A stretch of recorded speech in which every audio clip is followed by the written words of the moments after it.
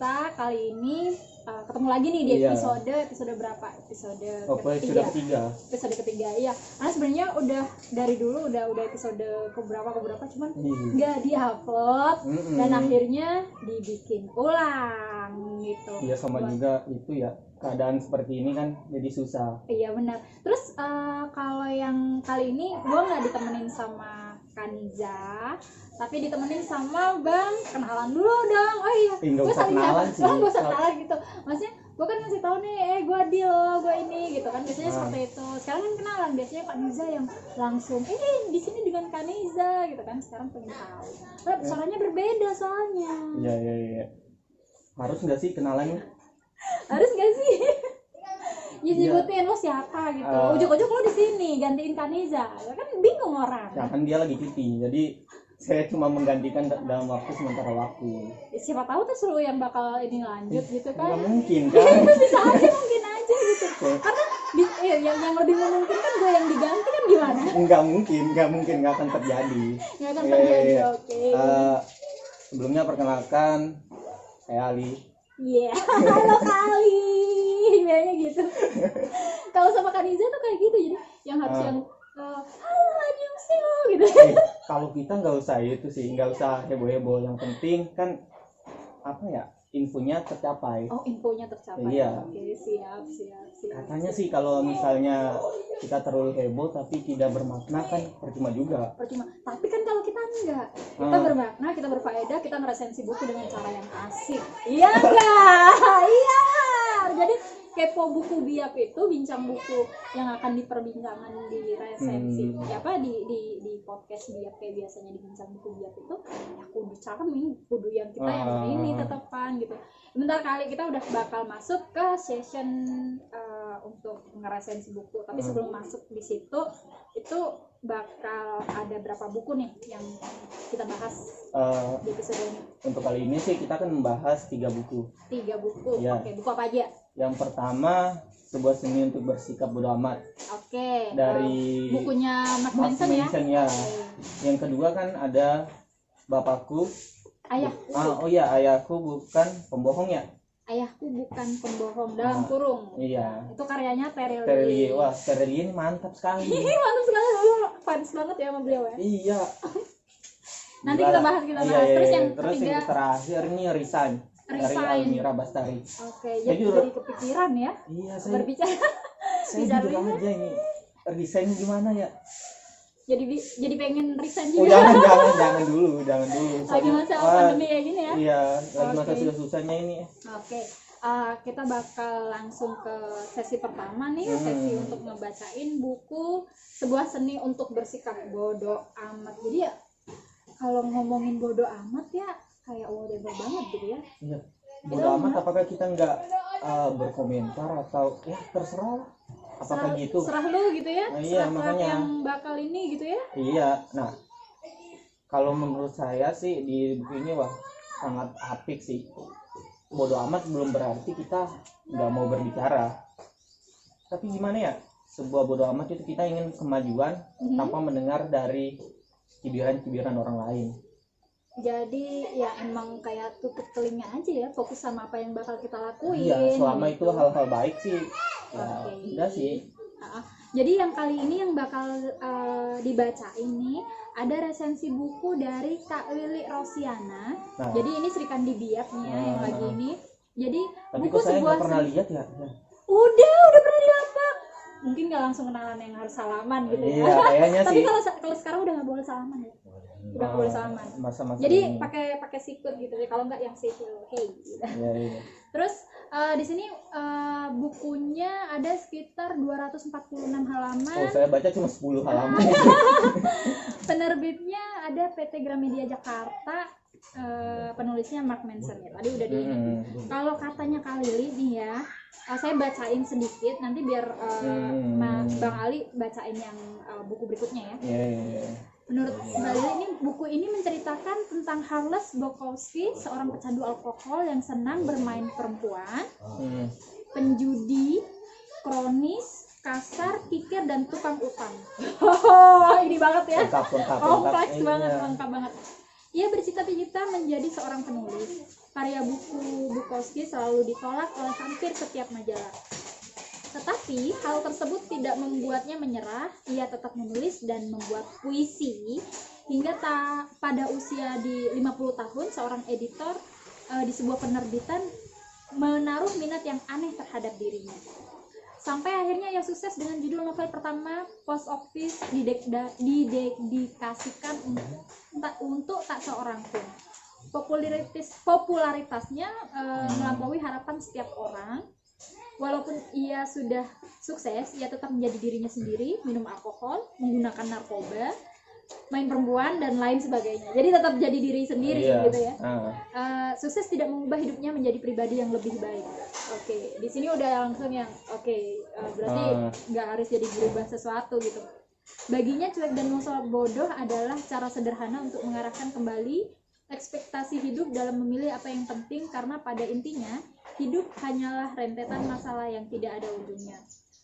Buku ini adalah kisah nyata dari hidupnya yang selalu diterpa oleh kencangnya badai, karena itulah yang menjadi semakin kuat dalam meraih cita-cita. Oke, jadi itu sedikit dari Kak Lili, resensi dari dia, tipe buku dari dia. Jadi kalau ngobrolin tentang bodoh amat, ya memang harus cuek sih gitu. Tapi bukan berarti kalau seumpamanya udah cuek ya. Itu kan kalau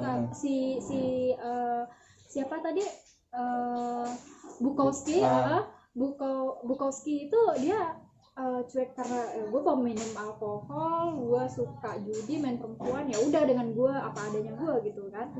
Ya oke lah, tapi kalau semuanya bisa berubah menjadi lebih baik, pribadi yang baik, kenapa enggak? Maksudnya yang nggak perlu didengarkan adalah cibiran-cibiran orang yang bikin kita down, yang untuk mau melangkah untuk ya lebih maju lagi gitu. Jadi emang sebuah seni untuk bersikap bodo amat itu memang karena kebanyakan ya, ada sih, ini nggak sih ada istilah orang ngobrol gitu, ngobrolnya itu apa sih, bukan obrolan, petikan mungkin ya. Petikannya tuh yang ngomongnya gini, hidup itu Tuhan yang ciptain, manusia yang menjalani, diri kita yang menjalani, tapi orang lain yang berkomentar. Iya gimana sih? Kalau itu sih ya tergantung pribadi sih kalau menurut saya. Jadi memang seperti itu, tapi tetap aja ya. Misal gini, kita berbuat baik, diomongin. Kalau orang yang nggak suka sama kita, mau kita baik sebaik apapun, akan diomongin tetap jelek-jeleknya kita. Padahal ya kita udah berbuat baik banyak nih, tapi yang setitik jelek kita itu tetap dicari celah karena orang nggak suka.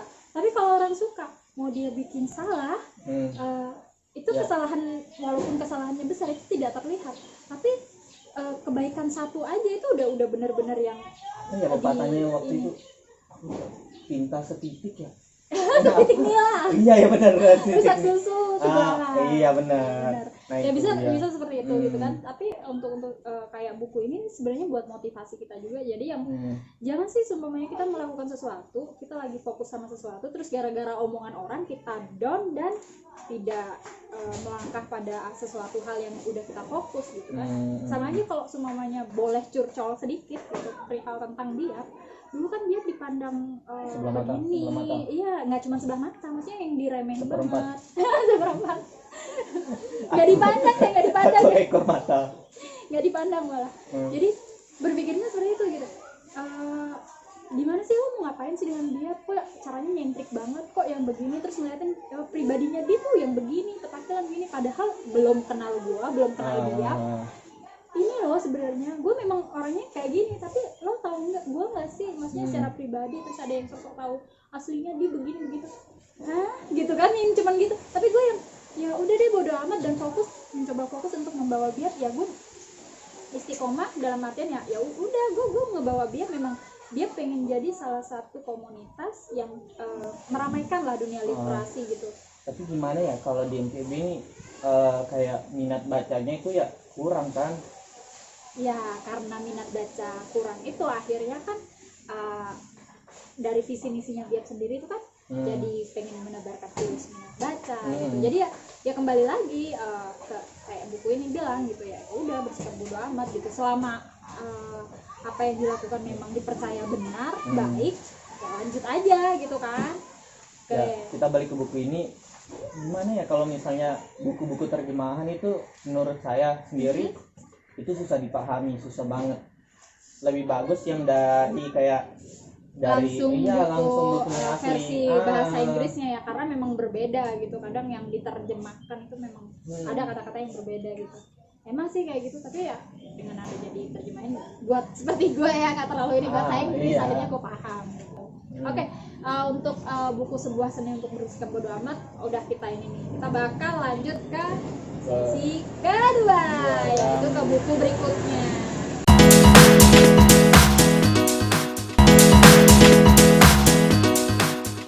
Oke, kita masuk ke sesi 2, buku apa nih? Ini kayaknya Bang Ali nih bakal baca.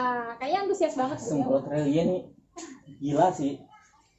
Tapi gara-gara ada kayak pajak buku yang terlalu mahal.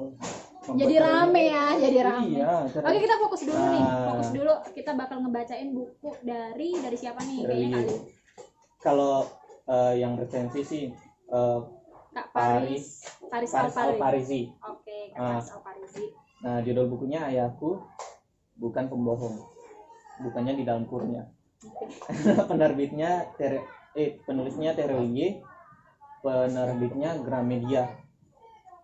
Nah, menurut Paris nih, buku ini bercerita tentang dongeng bagi anak-anak memang satu hal yang menarik, yang selalu ditunggu-tunggu, sesuai yang seru. Terelie dalam buku ini menghadirkan sosok ayah yang membesarkan anaknya dengan dongeng. Wah, banyak sekali dongeng di dalam buku ini. Oke. Berapa? Oh, mungkin banyak sekali.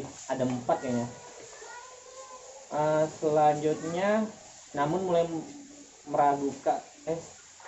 semakin beranjak dewasa, si anak mulai meragukan cerita ayahnya, merasa cerita ayahnya termasuk akal hanya karangan belaka.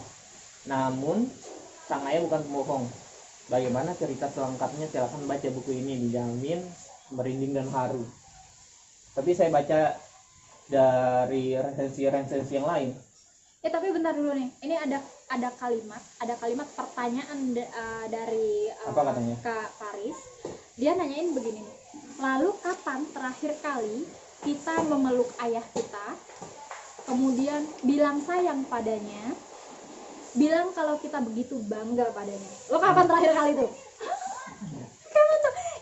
Ini seru banget nih Kak. Kak Paris itu memberikan kalimat yang pertanyaan, terus gue yang bakal ngomong. Apanya? Gue kapan ya? Iya. Soalnya bokap gue udah meninggal tuh. Jadi 2015 itu bokap gue udah meninggal. Sebelumnya gue jarang juga sih, karena gue hubungan gue sama bokap tuh jangan dicontoh ya. Ya apa ya? Nggak baik. Dibilang nggak baik, bukan nggak baik, apa ya? Tidak dekat. Gitu. Maksudnya bukan nggak baik tetap komunikasi tetap ini gitu. Maksudnya nggak dekat yang gue didongengin atau apa gitu. Ya, nggak kayak gitu sama gitu. Juga sih. Kalau aku sih semenjak SMP sih udah nggak di rumah lagi. SMP udah nggak di rumah. SMA. Iya. Terus kayak gitu maksudnya, terus lo terakhir kali meluk beliau SD kali ya? Lupa. Bisa pun enggak sih. Kalau gue mungkin SMP masih, SMA gue masih meluk beliau. SMA kuliah kali ya udah nggak pernah ketemu. Saya meluk beliau itu kapan sih ketawa coba? Itu saya. Kalau meluk bokap itu SMA itu pas gue apa ya? Kayaknya gue mau pamit kuliah deh. Tapi pas udah kuliah malah setiap balik gitu udah satu tempat sama kuliahmu? Enggak, gue di Jogja. Kuliah? Di Jogja, kuliah gue di Jogja. Kan bokap itu yang ada, jadi tinggal kadang dia di Jakarta. Oke, kalau semuanya ini ya itu terakhir kali ini bokap gitu. Pas mau kuliah terus yang kayak pamit gitu, karena memang nggak satu kota. Kalau semuanya kuliahnya nggak satu kota, tinggal kan bokap gue nomadennya itu kadang di Jakarta, kadang dia di Banyuwangi, kadang dia di Sumeneb, di Madura, jadi di mana-mana deh. Tapi kuliah di Jogja itu asing gak sih? Asik.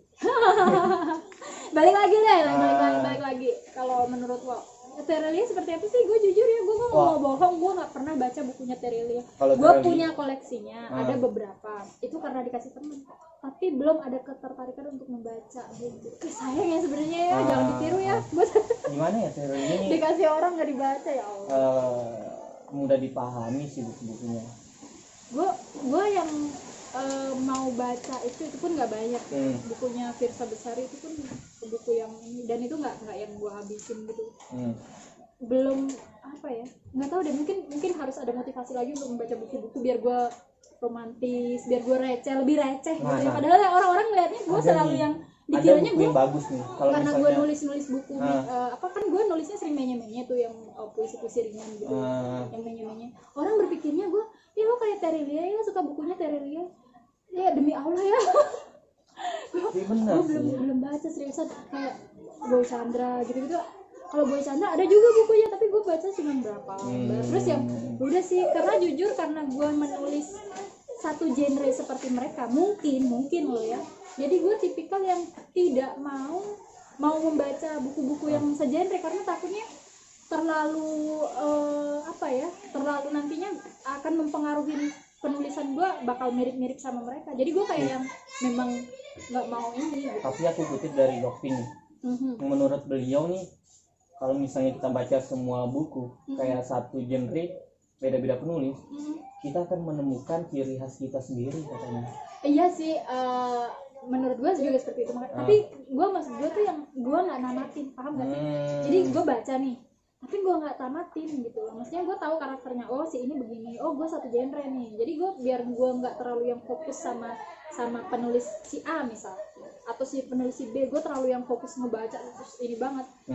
Gue malah takutnya kalau gue pribadi ya, mungkin orang tiap orang beda-beda ya. Iya. Kalau gue pribadi, gue takut yang malah gue kebawa meniru gaya penulisan orang tersebut, karena memang setahu gue juga ya, mungkin menurut Jokpin seperti itu. Tapi ada setahu gue ada yang ngomong kalau seumpamanya kita terlalu yang fanatik sama satu penulis atau siapa gitu yang disuka banget gitu, itu bakal mempengaruhi gaya penulisan kita, akan meniru gaya dia juga gitu. Jadi gue nggak mau hal itu terjadi sama gue gitu. Jadi ya gitu ya. Gimana ya? Kayak puisi dah. Puisi itu kalau misalnya kita baca satu, Jokpin kan naratif nih. Iya. Kalau Sapardi itu kayak mana ya? Dia punya kayak majas-majas yang keren sekali. Tapi emang keduanya adalah sastrawan yang keren sih ya. Tapi sekarang lebih itu sih dapat membedakan sih kalau misalnya kita baca semuanya. Iya. Oke, kita balik lagi nih ke resensi buku kita nih tentang Ayahku Bukan Pembohong. Jadi memang ya, kalau dari yang buku dari pemaparannya Kak Paris gitu, memang ada yang beberapa orang tua yang suka mendongengkan anaknya gitu kan. Ini salah satu buku sebenarnya juga bisa jadi pemacu apa? Ya siapa tahu kan yang terpengaruh kan ayah-ayah muda, ayah-ayah yang udah tua pun gak apa-apa, tapi misalnya yang masih punya anak gitu kan, terus baca buku ini, mereka jadi termotivasi untuk mau mendongengkan anaknya. Oke, kita ke sesi berikutnya.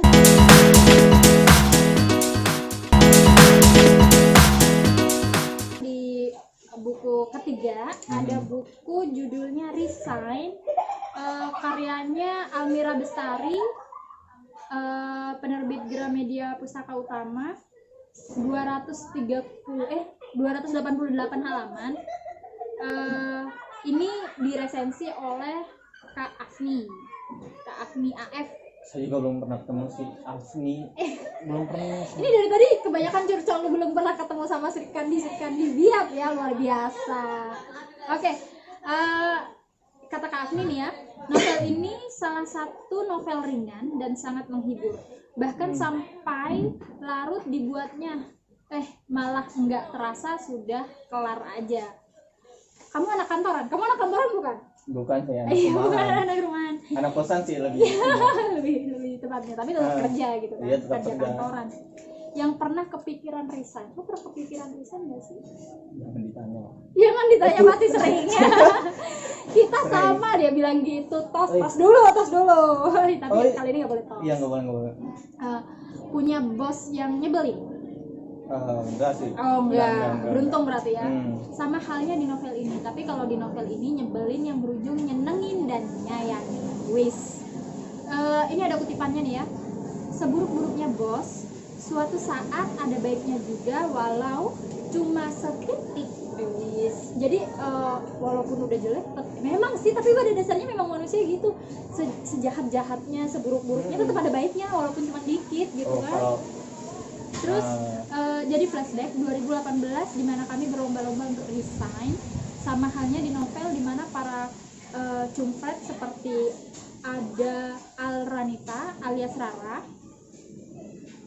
cumpret yang paling lama bertahan di divisi tersebut sekaligus paling apes. Kemudian Karenina, ibu satu anak yang kerjaannya nggak pernah benar di mata si bos, tapi tetap aja dikasih proyek terus menerus. Lalu si Carlo, pengantin baru yang ikut berkompetisi meskipun beda divisi.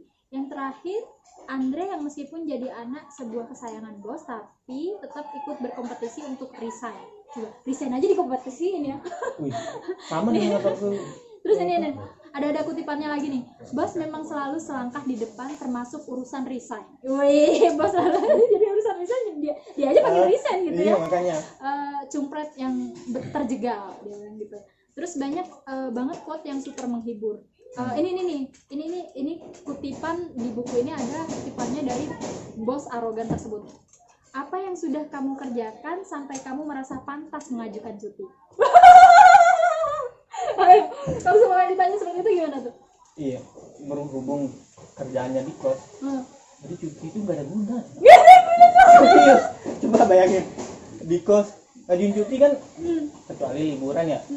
Tapi kalau cuti di kos, ya elah, mending nggak cuti. Sama aja. Sumpah lu kerjaan lu enak banget sih sebenarnya. Kerjaan kayak Ali nih kerjaan semua yang dimimpi-mimpikan sama banyak orang gitu loh. Kerja tapi di rumah doang, duit ngalir, dari kantor cuma telepon kalau ada kerjaan. Lu ini doang ya? Ya tapi kan lu nggak mungkin berpikir yang mau resign gitu. Resign nggak ada kerja. Gue juga pernah.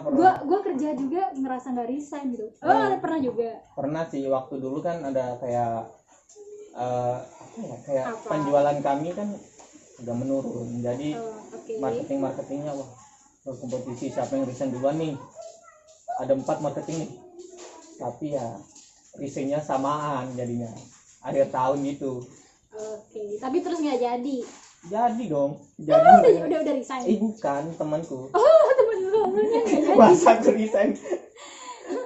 Terus dia jadi kepikiran resign nih si Kak Afni nih gitu kan, bawaannya pengen resign aja gitu. Tapi ini ya, ada sih sebenarnya buku tandingannya resign ini. Bukunya kalau nggak salah bukunya Kak Dion. Gue pernah baca, dia abis nulis buku apa ya Kak Dion itu. Dion Pure resign itu gimana ya?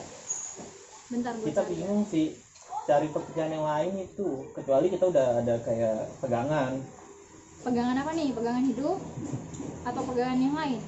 pegangan tangan sih. Pegangan tangan. Pegangan kerjaan maksudnya. Pegangan kerjaan ya. Bentar gue cari dulu nih. Dia habis ngeluarin